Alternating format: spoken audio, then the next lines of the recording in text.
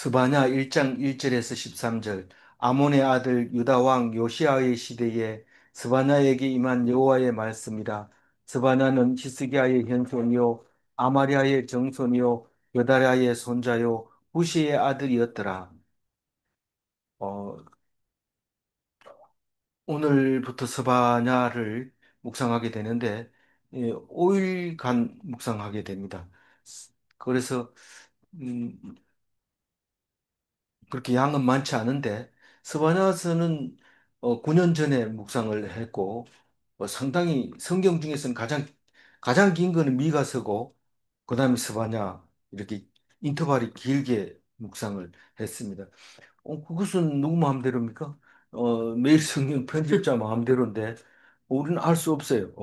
알 수 없지만 그러나 우리가 주어질 그것을 그냥 결정하는 또 그게 쉬운 게 아닙니다.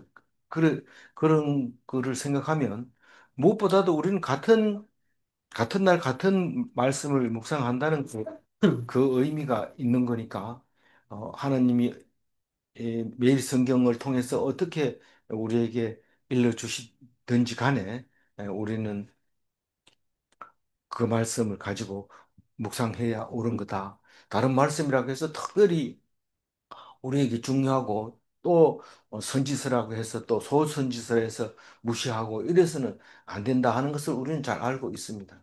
우선 오늘 말씀 묵상하기 전에 어제 데살로니가 후서 마감을 어떻게 했는지 예, 불신자에게서 떠나라. 이렇게 얘기를 했습니다.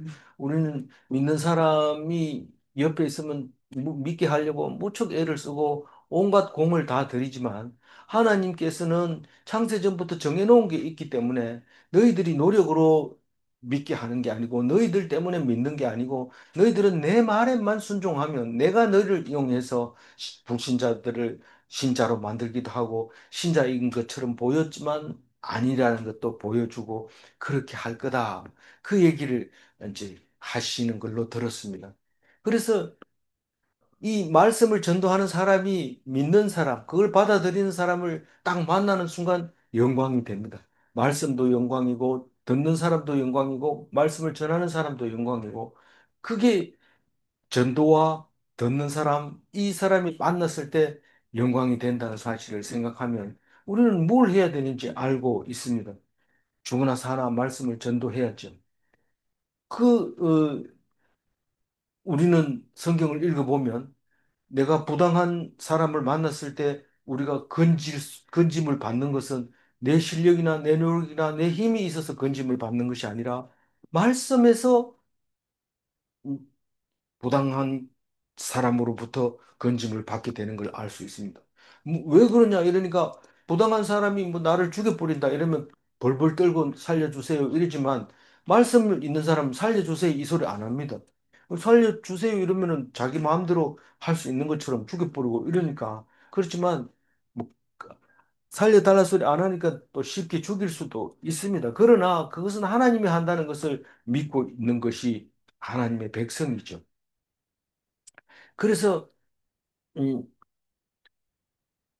우리는 오직 말씀으로 살아야 되는데 데살로니가 교인들은 그 말씀을 이 전파시키는데 아주 중요한 역할을 했기 때문에 데살로니가 교인들을 감사하고 기뻐하고 그런 바울의 모습을 우리가 묵상을 했습니다.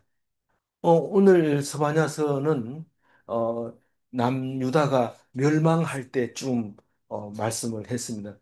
그때 말씀한 사람이 누가 있어요? 예레미야잖아요. 예레미야가 먼저 했느냐, 이 스바냐가 먼저 했느냐, 그거는 모르겠어요. 그거는 안 나오지만 분명히 예레미야는 연도수가 있습니다. 정확하게 몇 년도부터 말씀이 임했다. 그렇게 얘기를 했기 때문에 거의 비슷한 연대에서 말씀을 전했다고 볼 수 있습니다. 그러니까 북이스라엘이 망하고 난 다음에 요시야 요시야 시대에 스바냐가 나타났으니까 히스기야 시대 때 북이스라엘이 망했거든요. 네. 그랬는데 그 손자의 아들 요시야가 왕이 됐을 때는 이미 시간이 많이 흘렀는데 그때 이 스바냐가 또 예레미야도 예언을 하게 됩니다. 어, 오늘 히스기야는 20명의 왕 중에서 13번째 왕이고 요시야는 16번째 왕이고 그런데 실상은 요시야가 왕국으로서의 모습은 마지막 왕이라고 볼 수 있습니다. 그 밑에 있는 17대, 18대, 17대 누구라고요? 여호아하스는 3개월 하고 18대 여호야김은 11년 하고 19대 여호야김 그 3개월 하고 마지막 시드기야가 11년 하고 이렇게 해서 망하게 되는데 뭐 제국이 이쪽 제국과 이쪽 제국이 막 이렇게 다투는 사이에서 나라를 왕이 통치를 하고 있으니까 사실 힘을 못 쓰고 있는 왕들이 돼버린 거죠. 그래서 요시아 때 직접 나가서 전쟁에 나가서 싸우기도 하고 그럴 힘이 있었고 다른 음, 그 후임 왕들은 전쟁 한번 못 해보고 그냥 22년, 23년을 그렇게 보내게 된 거죠. 그런데 이 보면 히스기야의 현손이라고 얘기를 합니다. 히스기야 왕 맞냐? 이렇게 물으면 의견이 여러 개가 있습니다. 그러나 우리는 그냥 우리 아는 실력으로 보면 그 히스기야가 맞다. 이렇게 생각하면 히스기야의 아들 누구예요? 아마랴. 그 아들, 예, 므낫세는 왕으로 이어받았지만 오늘 이 스바냐 조상으로 보면 그 아들이 아마랴였어요. 히스기야 아들이. 그리고 아마랴의 아들이 그다랴. 그다랴의 아들이 구시. 구시의 아들이 스바냐. 그럼 촌수로 따지면 므낫세하고 아마랴는 사촌지간이고 아몬과 그다랴는 뭐 사촌이 아니니 형제네요. 예. 형제고 사촌이고 육촌이고 칠촌 조카네. 내가 구촌 조카라고 해. 네. 칠촌 조카쯤 됩니다. 어, 그래서 음, 칠촌 조카 요시아의 칠촌 조카가 지금 어, 생질이 지금 선지자가 되어서 이제 메시지를 전하고 있는 거죠. 근데 예레미야 딸 이름이 하무달이에요. 예. 하무달이 요시아하고 사이에 난 아들 이름이 여호아하스와 시드기야. 제일 처음 한 사람하고 제일 나중 한 사람인데. 맞아요. 그런가요? 어쨌든 그렇게 돼 있고요. 요시아는 요시아의 맏아들 요하나는 이름만 있지 뭐 안 나타나는 거 보니까 장례자인지 좀 의리한지 잘 모르겠어요. 어쨌든 그 나머지 아들들이 또 손자가 이렇게 네 사람이 왕이 이어지고 있는데 그래서 하무달의 딸이 요시아와 결혼해서 이렇게 두 왕을 배출하게 되는데 어 그러니까 어 사위 사위죠 요시아가 예레미야 예레미야의 사위. 예 그때 이제 이렇게 말씀을 선포했다고 볼 수 있습니다. 이게 정확하게 맞느냐는 이건 모릅니다. 근데 우리가 알고 있는 실력으로는 이게 전부입니다. 역사학자들이 다른데, 따라서 다른데, 특히 이제 뒤에 굿이라는 이름이 붙어 있는데, 굿의 아들 스바냐라고 얘기하는데, 이 굿이는 이디오피아를 얘기하는데, 음, 무엇이냐? 이러니까 그러니까 몇 세기냐면 7세기쯤에 역사학자가 말하기를 구시는 종의 아들이다. 그 구시는 종을 말하는 거다. 이렇게 얘기한다고 해요. 성경 안에서는 잘 모르니까 그냥 우리가 아는 데까지만 이렇게 기억하고 있으면 좋겠습니다. 나중에 또 뭐, 혹시 성경 66권 말고 다른 데서도 또 자료를 가지고 인정한다면 또 그걸 찾아보고 얘기하면 좋겠죠. 지금 제가 보고 있는 그 시리즈, 넷플릭스에서 나오는 시리즈 그걸 보면 예수님의 주변 사람들이 많은 이야기들이 실명으로 거론되고 있는 걸 보면 다른 자료들이 많이 이, 이렇게 참고가 됐을 거라고 생각이 되어집니다. 특히 이제 유대인들, 바리새인들 사람들 이름이라든가 사두개인 이름이라든가 이런 사람들은 그 사람들이 가지고 있으니까요. 역사를 가지고 있으니까 그 사람들 이름이 실제로 잘 많이 나옵니다. 어, 성경에는 안 나오지만 그렇게 해서 남유다가 북이스라엘이 망하고 136년 있다가 망하게 되는데 그 망한 왕의 이름이 그 표로 나와 있습니다. 그러니까 이제 이 스바냐가 무슨 얘기를 하긴 할 것인지 우리는 대충 압니다. 왜냐하면 예레미야서를 묵상했기 때문에 거의 비슷한 얘기를 하지 않겠는가 그렇게 생각을 하고 있습니다. 2절 읽어보겠습니다. 여호와께서 이르시되 내가 땅 위에서 모든 것을 진멸하리라. 땅 위에, 땅 위에서 모든 것을 진멸하리라. 이 말은 지금 전쟁이 일어나서 막 다 죽여버릴 거다. 이런 말을 하고 있습니다. 그러니까 남유다의 멸망을 얘기하고 예고하고 있는 겁니다. 예레미야도 그렇지만 똑같은 얘기 같아요. 망한다, 망한다. 계속 그 얘기를 하는데 이유는 내 말을 안 들어서 그렇다. 계속 그 얘기하고 우상을 섬겨서 그렇다. 똑같은 얘기인데 근데 왜 자꾸 그렇게 똑같이 얘기할까요? 우리가 안 들으니까요. 우린 그때 사람이 아닌데 어떻게 그걸 똑바로 들어요? 그때 사람은 더 안 들렸어요. 지금 우리보다. 그러니까 지금 우리는 앞으로 망한다는 겁니다. 아무리 생각해도 그냥 이대로 유지되기는 어려워요. 예?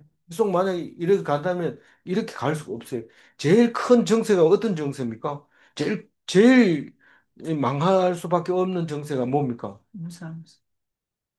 우리 우상 섬기는 우리 그렇죠. 이게 성경으로 보면 우상 섬기는 게 제일 큰 거지만 어, 일반적으로 믿지 않는 사람 입장에서 봐서도 망하는 게 맞아요. 왜냐하면 결혼도 안 하고 아이도 안 낳고 또 일도 열심히 안 하고 이러면 당연히 망하는 거죠. 근데 또 아무도 망할 지금까지 우리가 계속 잘 살았는데 우리는 다른 나라 앞서서 더 잘 살 거다. 그렇지 않아요. 우리가 못 살았기 때문에 잘 살기 위한 속도가 붙어 있고 다른 사람을 딛고 일어서고 잡아당겨서 일어서고 그랬지만 앞장서서 가려면 잡아당기는 사람들이 엄청 많기 때문에 앞장서서 가지 못합니다. 그러면 정지해 있느냐? 그렇지 못하고 뒤로 밀릴 가능성이 높습니다. 별로 관심이 없어요. 그렇게 얘기해봐요. 뭐 별로 이- 그럼 거지 나보고 어떻게 하라고 이러는데 저도 뭐 어떻게 할 수 없어요. 그렇게 예언하는 것, 예언자처럼 또 거의 똑같아요. 그냥 뭐 망한다. 너희들 하나님 안 믿어 그렇다. 이 얘기 말고는 뭐 어떻게 할 방법이 없어요. 기껏해야 예레미야처럼 뭐 땅 사라 이런. 지금 땅 사가지고 뭐 하라고 땅 사냐. 땅 사라. 그리고 뭐 어떤 선지자는 뭐 이상한 걸 자꾸 시키고 이러는데 알아듣지를 못하는 거예요. 그 3절 읽어보면요. 내가 내가 사람과 사람과 짐승을 짐승을 진멸하고 진멸하고 공중의 공중의 새와 새와 바다의 바다의 고기와 고기와 거치게 거치게 하는 하는 것과 것과 악인들을 악인들을 아울러 아울러 진멸할 진멸할 것이라. 것이라. 내가 사람을 사람을 땅에서 땅에서 멸절하리라. 멸절하리라. 나 나 여호와의 여호와의 말이니라. 말이니라. 우리는 사람이 진멸하면 짐승도 있고 새도 있고 그래서 사람 다 죽여버리더라도 나 혼자 어디 숨어가지고 짐승 키우든지 짐승 잡아먹든지 그러고 살면 안 되겠나. 근데 사람만 죽이는 게 아니고 짐승도 죽이고 공중의 새도 죽이고 바다 고기도 다 죽인다. 왜냐하면 우리가 완전히 하나님하고 관계가 틀어지면 자연적으로 다 멸망하게 된다는 거죠. 그 바다 생선 얼마나 맛있습니까? 그것도 전혀 이제 못 먹게 될 거라고 얘기를 하고 있습니다. 거지게 하는 것은 뭘까요? 거지게 하는 것은 우상을 말하고 있어요. 타락한 우상, 이런 거를 거치게 하는 것, 이렇게 원어는 번역하고 있는데, 그럼 우리말로 그냥 거치게 하는 것. 하나님 앞에서 하나님께 순종하지 않고 하나님을 모르고 이런 하는 짓은 전부 그게 우상이고 타락한 것이다. 라고 이렇게 하면서. 악인들을 아울러 진멸할 것이라. 라고 얘기하는데 악인들은 우리는 성경에서 선인과 악인을 구별할 때 하나님을 믿는 것과 하나님 편에 안 서는 것 그렇게 얘기하지만 여기서 얘기하는 것은 못된 짓을 하는 거, 도덕 이하의 활동을 하는 것을 그렇게 말할 수가 있다는 겁니다. 한꺼번에 다 아울러서 진멸해버리겠다. 내가 사람을 땅 위에서 멸절하리라. 엄청 무서운데 사실 지나놓고 보면은 멀쩡히 살아 있어요. 안 망했어요. 그대로 살아가지고 어디서 나와서 하나도 이스라엘 땅에 사람 하나도 없고 예루살렘에도 한 사람도 없더니 하나님이 손 딱 틀고 전쟁을 끝이게 하니까 어디서 꾸역꾸역 나와가지고 그 자리를 예전처럼 메꾸고 있는 걸 보고 볼 수 있습니다. 그러나 하나님은 분명히 얘기하는데 멸절하리라. 그렇게 얘기를 합니다. 그렇게 강력하게 얘기했으면 어느 정도는 좀 이렇게 귀 기울여 들어야 되는데 안 듣습니다. 특히 마지막 왕 시드기야는 예레미야가 예언할 때 말씀을 알아들으려고 이 가만히 불러가지고 예레미야 보고 진짜 솔직히 얘기해라. 하나님이 뭐라 하더냐. 두 손 들고 하는 그 느부갓네살에게 항복하라고 했습니다. 팩 일어서면서 그럼 내가 저 유대인들한테 돌 발뮤치를 해가지고 죽어도 좋단 말이냐? 이러면서 내가 우리나라를 유대 하나님 나라를 그 느부갓네살에게 바쳐야 되겠단 말이냐? 이러면서 쫙 갚으릅니다. 그럼 막 예레미야가 속이 상하죠. 속 상한데 어쨌든 그랬습니다. 만약에 항복했다면요? 아니 항복했다면 느부갓네살은 너그러운 마음으로 그래 너희들 잘 살고 조국만 바쳐라. 그리고 내가 보호해 줄게. 이랬을 수도 있어요. 그 예레미야 입장에서 보면 그래요. 근데 안 들으니까 눈알이 빼고 자식 다 죽이고 코에 출살 끼가지고 가잖아요. 사절 읽어봅니다. 내가 유다와 예루살렘의 모든 주민들 위에 손을 펴서 남아있는 바알을 그곳에서 멸절하며 그 마림이란 이름과 및 그 제사장들을 아울러 멸절하여. 이게 그 보면은 그 위에 손을 펴 이래서 그 여러 몇 가지 있었죠. 손을 편다는 것은 공격한다는 뜻이 있고 살핀다는 두 가지 의미가 있는데 이거는 이제 공격하는 거예요. 유다와 예루살렘 모든 주민 위에 손을 펴서 여기는 이제 이스라엘이라는 말이 안 나옵니다. 이제 이스라엘은 망해버리고 없기 때문에 그러나 나중에 회복시킬 때는 꼭 이스라엘의 말이 들어갑니다. 그래서 이제 망할 때는 유다와 예루살렘으로 지금 계속 얘기할 겁니다. 이 주민들 위해 손을 떡 펴서 그 북이스라엘은 죄를 우상을 섬겨서 망했는데 남유다는 그래도 예루살렘을 지키고 있었구나. 그러니까 선지자들이 전부 다 다윗을 보고 약속한 것이 너 씨를 위해서 유다와 예루살렘을 남겨두겠다. 그렇게 한 약속이 이루어졌다고 생각하고 136년을 살았어요. 살면서 아예 이스라엘이라는 말을 빼버리고 그쪽 땅에 사는 사람을 사마리아인이라 해서 그냥 상종도 하지 않고 살았는데 그래서 이스라엘이라는 말을 빼버리고 유대인이라고 말하기 시작을 한 거죠. 그렇게 했는데 하나님이 남아있는 바알, 이거는 우상의 대표적인 거죠. 이 뒤에는 또, 뭐가 나옵니까? 뭐, 이, 그거는 신이 아니고, 여기서 말감? 그래서 여러 가지 신들이 있는데, 저기 저쪽 신이지. 그 여러 가지 신이 있는데, 그 중에 바알은 이제 대표적으로 남아있는 바알을 그곳에서 멸절하며, 그 말임이란 것은 제사장 이런 말인데, 여기서는 이 거마림이란 단어가 성경 전체에서 한 세 번 정도 나오는데 다른 데서는 제사장이라고 번역했는데 요거는 소리 나는 대로 적었어요. 그러니까 제사장이라는 이름을 멸절시키고 그리고 그 제사장들도 아울러 멸절시키겠다 이 말입니다. 이름과. 예, 이름과 제사장을 제사장과 그 이름을 멸절시키겠다 이 말입니다. 그러니까 우상을 없애버리겠다는 겁니다. 실질이 없어졌습니까? 하는 이 말씀대로. 어, 이 이스라엘하고 지금 예루살렘이 그 말이면 바알의 제사장이에요. 이스라엘의 제사장. 아니, 원래 제사장을 거마림이라고 불렀다고 해요. 그런데 이거는 바알의 제사장을 말하고 있는 음. 거죠. 근데 뒤에도 보면 하나님의 제사장도 하나님을 안 믿고, 뭡니까, 말감을 경배하고 있었다는 사실입니다. 그러니까 어쨌든 제사장이라는 이름 자체를 없애버리겠다. 실제로 바벨론 포로 갔다 와서 제사장이 중요하지 않고 오직 말씀을 전하는 누굽니까? 에스라 이런 됐어. 사람들이 중요한 거예요. 제사장이 필요 없고 말씀이 중요한 거. 결국은 그게 제사장이고 선지자가 되는 거지만 제사장이 이름이 이제 사라져 버리고 없어요. 성이 제시면 제사장일 수 있지. 그렇지만 그 이외에는 제사장이 없는 거예요. 사실은 예수님이 와가지고 내가 마지막 제사장이다 이렇게 얘기함으로써 제사장은 영원히 없어지게 되는 거죠.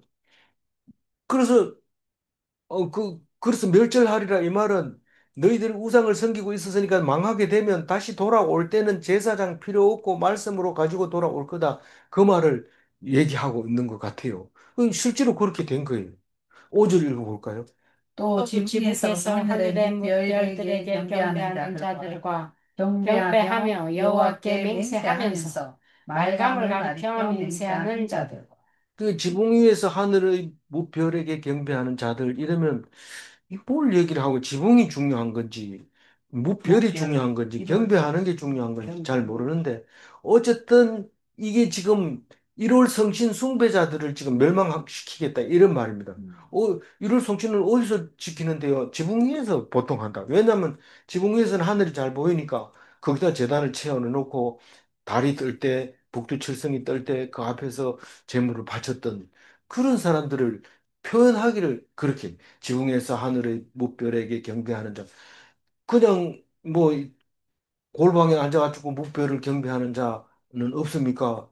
보통은 다 지붕 위에서 하니까 이렇게 표현한 거죠. 그래서 또 그다음에 뭐냐면은 오늘 중심 말씀이지만 경배하며 여호와께 맹세하면서 말감을 가리켜 맹세하는 자들. 아니 무슨 이신 저신 두 개 다 맹세하는 사람이 있습니까?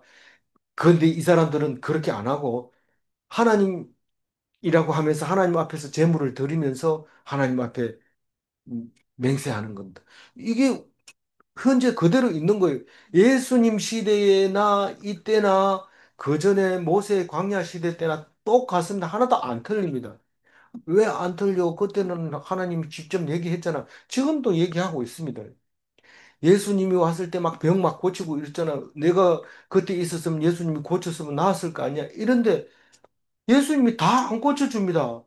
뭐 영화를 보면 자기 제자도 지금 다리 저으면서 따라옵니다. 그럼 막 성질냅니다. 다른 사람 다 고쳐주면서 왜 나는 안 고쳐주냐고 막 뗐습니다. 근데 그것은 하나님한테 비밀이 있다. 그거는 나중에 알게 될 거다. 곧 알게 될 거다. 계속 이런 얘기를 합니다. 우리는 예수님 시대나 모세 시대나 이때 스바냐 시대나 똑같은 삶을 살고 있기 때문에 그때 그랬단다가 아니라 오늘 우리에게 그러고 있는 겁니다. 예배, 기독교인이라고 하면서 그리고 교회 와서 봉사도 하면서 절에도 가는 거예요. 우리 학교 있을 때 교수하면서 목사하신 분이 한 분 있어요. 그분이 음, 저는 그분을 보고 사실 용감하게 학교에 있으면서 신앙을 해봐야 되겠다 그런 생각을 했는데 그분이 이제 그분도 학교에 있으면서 이제 안수를 받았어요. 그래서 그 목사님이 얘기입니다. 음, 자기 교회 청년회 회장이 8월 4월 4월 초파일인가요? 음, 8월 초파일에 4월 초. 4월 초파일에 연등 행사에 지나가는 걸 이렇게 무심코 바라봤더니 청년회장이 그 북을 치면서 시가행진하는 것을 보았다는 거예요. 그 얘기가 참 당황했겠구나 그런 생각을 하긴 했지만 우리의 모습은 그와 같아요. 교회 오면은 참 청년회장도 하고 좋은 거지만 그렇게 예, 하는 것. 그게 경배하며 여호와께 맹세하면서 말감을 가리켜 맹세하는 자들이다. 그 얘기를 하고 있습니다. 말감은 밀곰이라고도 하고 몰렉이라고도 하고 암몬 사람들이 믿는 신이죠. 이 솔로몬 시대 때는 감람산에다가 이 말감 음, 제단을 쌓아가지고 어, 왕후들이 가서 제사도 지내고 그렇게 하도록. 왜냐하면 암몬 암몬에서 공주가 온 있었겠죠. 아내가 있으니까 그렇게 허락을 해준 거죠. 그게 솔로몬이 그랬으면 그 밑에 후손들이 다 그렇게 하지 않겠어요. 여태까지 그래 왔는데 그 솔로몬의 성전이 이제 앞으로 무너질 거다. 의지하지 마라. 그 얘기를 하고 있는 겁니다. 그래서 일월 선진 숭배자, 말감 숭배자 망한다. 6절 읽어봅니다. 여호와를 배반하고 따르지 아니한 자들과 여호와를 쫓지도 아니하며 구하지도 아니한 자들을 멸절하리라. 그러면 하나님 모르는 사람, 그 사람들을 멸절시키는 거는 당연하지만 우리는 하나님 백성 아닙니까? 교회 다니잖아요. 근데 왜 멸절합니까? 여호와를 배반하고 따르지 않았다. 이 배반 배반하다는 것은 따르지 않는 걸 배반한다 그래요. 뭐 이 주님이 따라가면은 따라가야 되는데 안 가는 게 배반이에요. 음, 배를 반대로 하고 있는 거예요. 배를 같은 방향으로 해야 되는데. 그래서 안 따른다는 것은 안 따르고 찾지도 않고 구하지도 않는다. 뭡니까? 성경 말씀을 음, 복종하지도 않고 성경을 찾아보지도 않고 성경이 뭘 말씀하시는지 구하지도 않고 그 말씀 불순종자를 6절과 같이 얘기하고 있는데 그거나 일월 성신 숭배자나 말감 숭배자나 똑같다는 거죠. 바알 숭배자나 그래서 내가 손을 펴서 너희들을 멸망시키겠다. 그렇게 얘기하고 있습니다. 그러니까 성경은 항상 나보고 하는 소리로 들어야 돼요. 어, 그 나보고 하는 소리니까 점점 불안해지는데 나 그때 가서 죽으면 안 되잖아요. 그렇게 예수님이 오시고 나서는 그런 말을 하면 안 되고 우리는 무조건 그런 중에서도 살아남을 수 있는 겁니다. 예수님 때문에. 7절 읽어볼까요? 주 여호와 앞에서 잠잠할지어다. 이는 여호와의 날이 가까웠으므로 여호와께서 희생을 준비하고 그가 청할 자들을 구별하셨습니다. 여기서는 여호와의 날이라고 했는데 사실 우리가 그날이라고 하는 그 날을 말하고 있는 겁니다. 심판의 날이죠. 음, 여호와의 날은. 근데 오늘 7절에서는 뭐라고 얘기하냐면 여호와의 제사 드리는 날이라고 하고 있습니다. 우리가 제사 지내는 날 가까이 오면 잠잠합니다. 조용합니다. 막 어, 오늘 저녁에 제사 지내야 된다 이러면 친구들도 데리고 오지도 않고 장난도 안 치고 함부로 떠들지 않고 그렇게 조상들이 제사 드릴 때는 음, 좀 그렇게 하는 거 아니다. 그리고 이렇게 하는 걸 볼 수 있는데 제사 날이기 때문에 잠잠해 조용해야 돼. 근데 뭡니까? 여호와의 날이 가까웠으므로 제일 먼저 여호와의 날이 가까이 오면 제사 날이 가까이 오면 제일 먼저 준비해야 되는 게 뭡니까? 희생. 희생이잖아요. 양을 잡아야 되잖아요. 그 희생을 준비하고 그리고 그걸 먹을 사람이 있어야 돼요. 제사 먹으러 와야 돼요. 우리는 옛날에 어렸을 때 그 어른들 돌아가신 기제사는 다 큰 집에서 드리니까 우리 아버지는 둘째 아들이니까 제사가 없어요. 그런데 맨날 남의 집에 제사 먹으러 갔다 오고 이러니까 우리는 터제라고 해가지고 일부러 이제 터를 제사를 지내요. 그래 추수했는 거 곡식 가지고 이제 제사를 지내고 제가 이제 다니면서 제사 잡수러 오시래요. 그러고 이제 동네 어른들을 다 청하면 그날에 두루마기 있고 가나든 세수도 하고 이래가지고 탁 이제 와가지고 방에 앉으면 상을 차려가지고 잡수고 이런데 이 제사 날 되면은 그걸 먹으려고 희생 제물을 삶아 먹고 구워 먹고 그렇게 하려고 뭐 청해야 돼. 그가 청할 자들을 구별해서 이 사람은 구원받을 자니까 이 지옥 갈 사람이니까 이렇게 구별해서 청한다는 거예요. 그 날이 오면 어떤 사람은 너무 좋고 어떤 사람은 죽고 이렇게 된다는 거예요. 그 희생이 이제 죽는 거고 청하는 사람은 잔치에 참석하는 거고 살아남아 있는 거고 그날을 기다리는 사람이고 그렇다는 거죠. 8절 여호와의 희생의 여호와의 날에 희생의 날에 내가 내가 방백들과 방백들과 왕자들과 왕자들과 이방인의 이방인의 옷을 옷을 입은 입은 자들을 자들을 벌할 것이. 그러니까 여기서 그날 이렇게 하면 되지. 요새 저 신약에 와서는 그날 자꾸 이렇게 하니까 대충 알지만 이건 여호와의 그날이라기보다 여호와의 날이라 했다가 음, 큰 날이라 했다가 오늘 8절에 보면 여호와의 희생의 날이라 이런데 여호와께 희생 제물을 드리는 날이다 이 말입니다. 다시 말해서 심판의 날이다 이 말입니다. 물론 청함을 받은 자 구별된 자는 희생의 날이 아니지만 잔칫날이지만 그게 음, 그 그러니까 심판의 날과 구원의 날과 영광의 날이 같은 날이기 때문에 따로따로 이야기를 해도 그 같은 날인지를 알아들어야 돼요. 그래서 희생의 날에는 누구를 벌한다고요?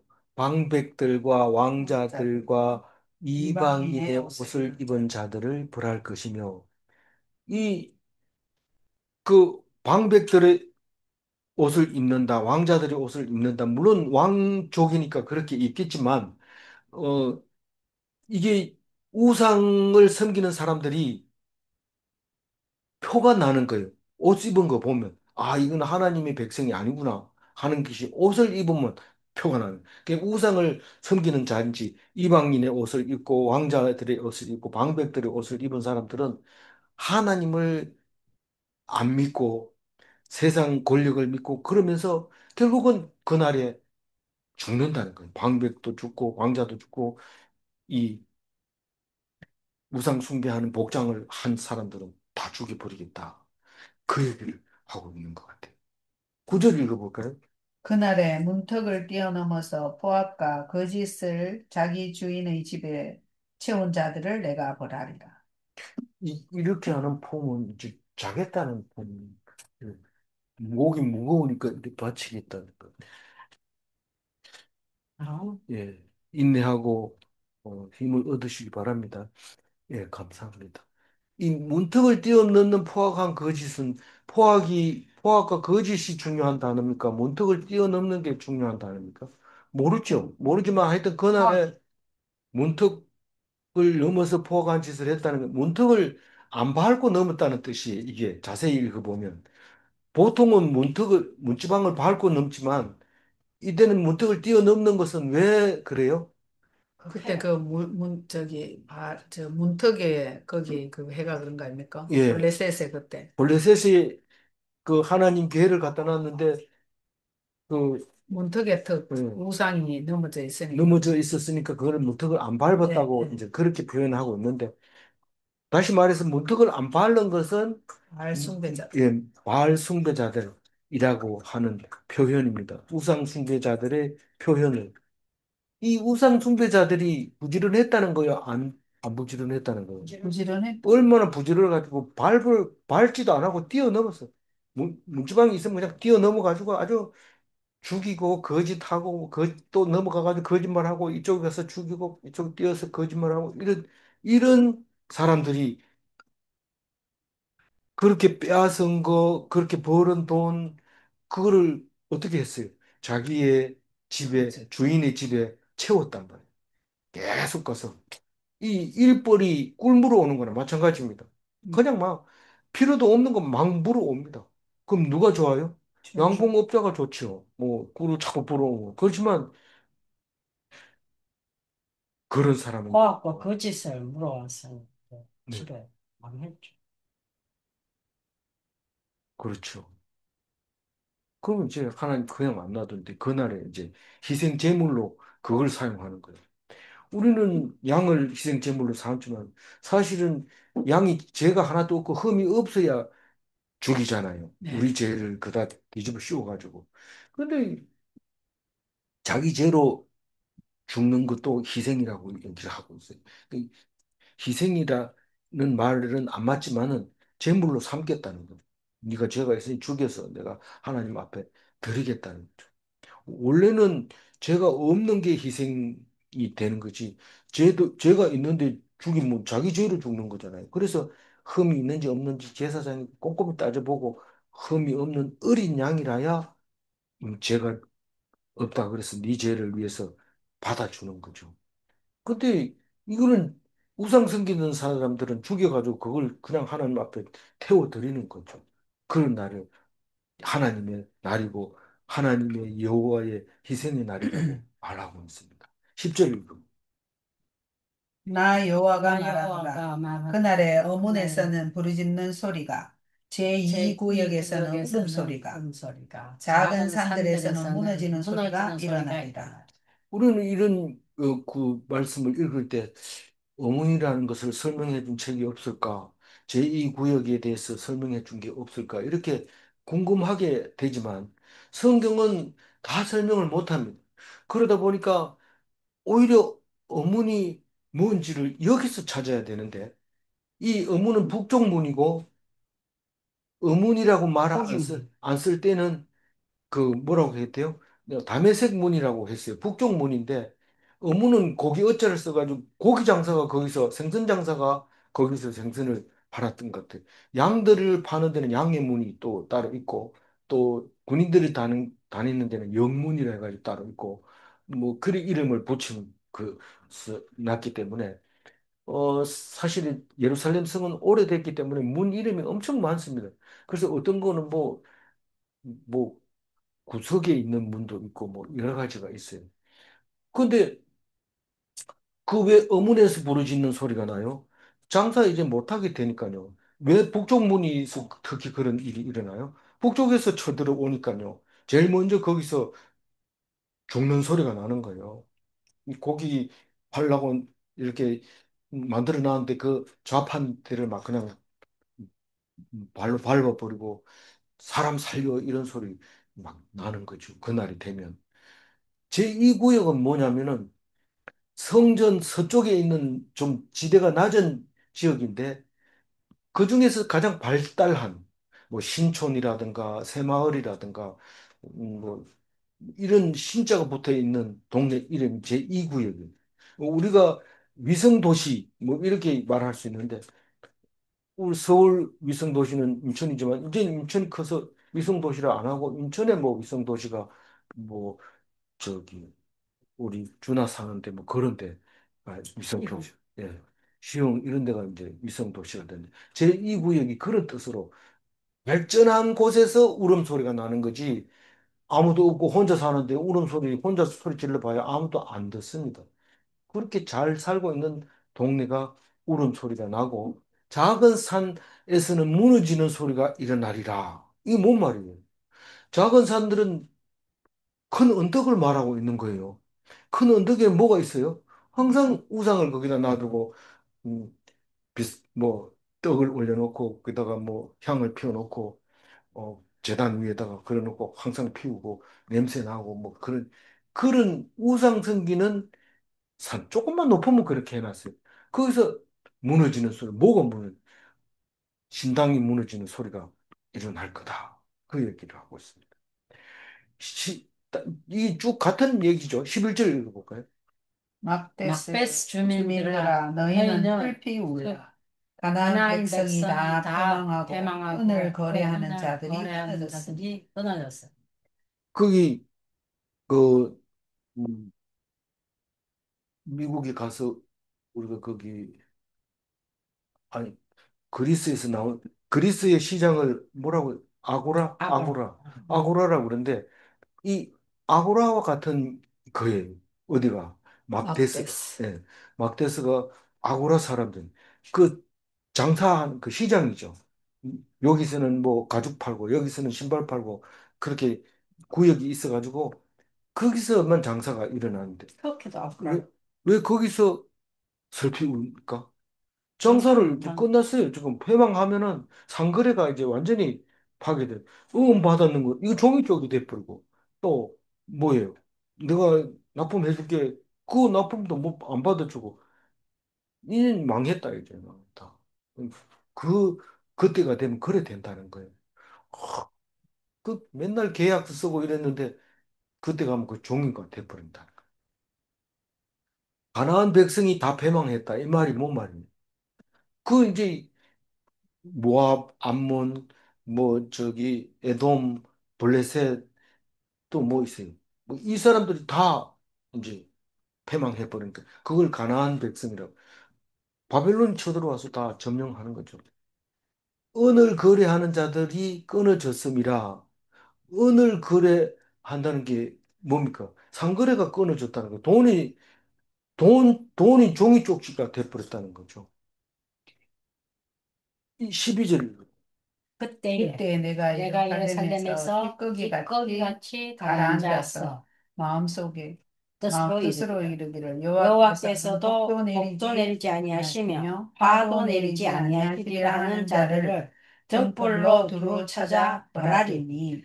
뭐 이때 당시에 사람들의 신앙은 어땠을까요? 하나님을 찾지도 안 하고 묻지도 안 하고 의지하지도 안 하고 음, 듣지도 않는 그런 상황이니까 사람들이 의지할 데가 없어요. 우리는 하나님 말씀을 자꾸 묵상하다 보면 문제가 생기면 바로 기도하고 말씀이 생각나면 맞다. 말씀 읽어놓고 왜 이러냐 이러면서 그렇고 고민하다 기도할 수 있는데 왜 그렇게 걱정하냐 이러면서 그 말이 생각나면 되지만은 그 처음 들은 사람은 나중에 생각 잘 안 나요. 근데 많이 들어놓으니까 자꾸 생각나. 그렇게 하면은 되는데 이게 마음이 가라앉아가지고 하나님이 있기는 뭐가 있어? 내가 뭐 나쁜 짓을 했는데 알긴 하나? 모른다. 왜 그런 생각을 해요? 말씀을 안 들으니까 당연히 그런 생각을 하죠. 그걸 갖다가 찌꺼기 같이 가라앉아서 이렇게 마음이 가라앉아서 그렇다는 거. 다른 말로 표현하면 완악한 마음이 습관화된 사람. 안 믿는 거예요. 믿을 만한 게 없어요. 아니, 세상은 요지경 속이라고 하면 하나님을 믿어야지요. 요지경이라 하면서도 그 안에 들어가서 같이 놀고 있는 거죠. 근데 왜 요지경에서 노냐? 뭐 다른 방법이 있냐? 하나님 믿어. 하나님이 복을 내리냐? 화도 안 내리고 내가 그래 나쁜 짓을 하면 어지간하면 좀 혼낼 텐데 그것도 안 하고 내가 착한 일 했는데도 복도 안 내린다. 하나님 없다. 그런 사람을 간혹 가다가 찾는 게 아니고 정보를 가지고 안 빠지고 사사시 다 찾아낸다는 것입니다. 이거하고 비슷한 말이 뭐가 있어요? 예수님이 맡긴 거를 맡긴 자를 하나도 잃지 않고 꼴이라도 예, 남김없이. 예, 그건 빚진 자 얘기할 때 홀이라도 하고 자기에게 맡긴 양을 하나도 잃지 잃어버리지 않고. 않겠다. 그만큼 우리를 보호해 주는 것뿐만 아니라 나쁜 짓을 하면 그와 같이 똑같이 찾아서 안 빠지고 다 벌하겠다. 그렇게 읽혀지기도 합니다. 성경은 항상 상대적이니까요. 마지막 13절 읽어봅니다. 그들의 그들의 재물이 재물이 노략되며 노략되며 그들의 그들의 집이 집이 황폐할 황폐할 것이라. 것이라. 그들이 그들이 집을 집을 건축하나 건축하나 거기에 거기에 살지 살지 못하며 못하며 포도원을 포도원을 가꾸나 가꾸나 그 그 포도주를 포도주를 마시지 마시지 못하리라. 이제 세 가지 얘기합니다. 망할 때 어떻게 망하냐면 재물이 노략이 되고 집이 황폐되고 포도원이 포도원이 망가진다. 이렇게 얘기하고 있는데 재물은 뭐 노략에 가버리니까 방법이 없어요. 근데 집은 지으면 또 지으면 되지. 이런데 지어봐야 못 산다. 못 산다. 거기 살 수가 없다. 왜냐하면 사람들이 그냥 놔둡니까? 근데 포도원은 조용한데 지어가지고 가을에 먹어야지. 이러고 열심히 농사 지어봤자 딴 사람 뺏어간다. 그 말을 하고 있는 겁니다. 그러니까 우리가 징벌을 당할 때 하나님 눈치 잘 보고 빨리 피하면 돼. 이제 내일 가면 더 이제 예수님이 오시는 날하고 비슷합니다. 번개같이 도둑같이 눈앞에 와도 몰라요. 구름 타고 오니까 가까이 왔는데도 모릅니다. 그리고 번개같이 오고 또 우리가 딴 생각하고 있을 때 오시기 때문에 모릅니다. 그게 여전히 이, 이 스바냐도 그 말을 하고 있는 것을 볼 수 있습니다. 무섭지만은 무서워할 필요는 없어요. 오늘 5절 하이라이트만 읽어볼게요. 경배하며 경배하며 여호와께 여호와께 맹세하면서 경배하면서 말감을 말감을 가리켜 가리켜 맹세하는 맹세하는 자들과 자들과 하나님의 백성이 우상을 섬길 수도 있습니까? 있습니다. 있어요, 있어요. 지금 그러고 있다는 거예요. 그러고 있으니까 망한다는 거예요. 하나님은 하나님을 제일로 여기면 만사형통합니다. 질문합니다. 하나님 백성이 우상을 섬기면 가정이 여기시는가? 예, 하나님은 항상 가정하다는 말을 사용을 합니다. 우상을 섬기면 네가 나만 섬긴다고 가정하다 그렇게 얘기합니다. 질문 2. 말씀에 순종하는 자를 하나님이 보고 계시는가? 네. 오늘 또 우리에게 말씀하시고 말씀에 귀 기울이는가를 보고 계십니다. 기도하겠습니다. 하나님 감사합니다. 스바냐서를 묵상할 수 있게 해주셔서 감사합니다. 우리는 어떤 성경이더라도 요한복음을 읽듯이 읽게 하여 주시고 그 속에 들려주시는 말씀이 예수님 말씀같이 들려지게 하여 주옵소서. 우리는 이 말씀을 가지고 오늘을 살고 있습니다. 오늘 우리의 모습을 보여주시는 하나님 지켜주시고 인도하여 주옵소서. 결코 하나님을 믿는다고 하면서 엉뚱한 짓을 하지 않게 도와주시옵소서. 감사드리옵고 우리 주 예수 그리스도 이름으로 기도 올리옵나이다. 아멘. 네. 수고하셨습니다.